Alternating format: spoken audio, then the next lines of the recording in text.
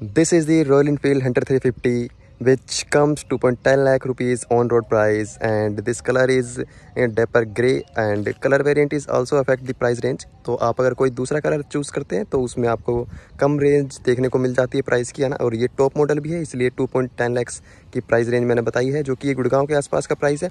तो ये सब चीज़ें मैं पहले भी डिस्कस कर चुका हूँ अपनी वीडियोज़ में, तो आप इसे देख सकते हैं।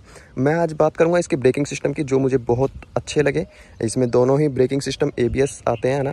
तो आप जो भी ब्रेक मारते हो तो बाइक फिसलती नहीं है, गिरने का खतरा बहुत कम हो जाता है। बिल्कुल स्लोली ये आपकी ब्रेकिंग सिस्टम लेती है ना। और मैं ये बात तो कर चुका हूँ ऑलरेडी, ये भी मैंने बताया हुआ है।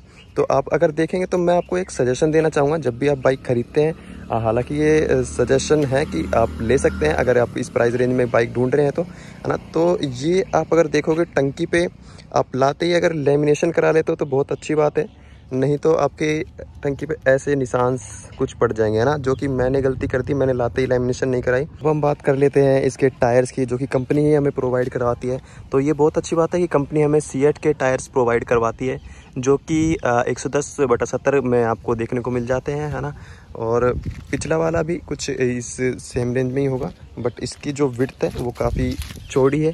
बट ये भी सीएट के ही टायर आपको देखने को मिल जाते हैं, तो ये काफ़ी अच्छी बात है जो कि कंपनी कर रही है। कॉस्ट कटिंग कम करी है कंपनी ने, क्योंकि रॉयल इनफील्ड है तो प्रीमियमनेस तो देखने को मिलेगी थोड़ी सी। कुछ भाई कमेंट्स कर रहे थे कि जब उन्होंने नई बाइक ली तो इंजन बहुत ज़्यादा गर्म हो रहा है, बहुत ज़्यादा भट्टी सी जल रही है नीचे।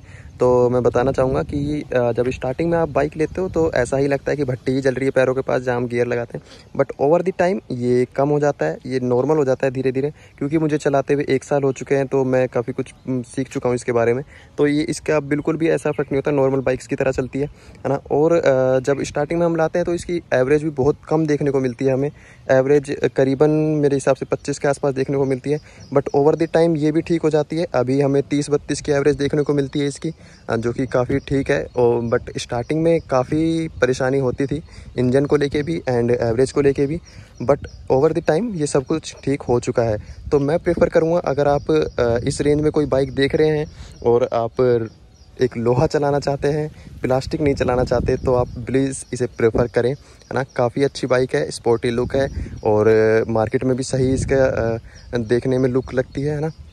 मार्केट में ठीक ठाक इसका ट्रेंड है, और जब जाते हो तो लड़कियां मुड़ के ज़रूर देखती है एक बार तो।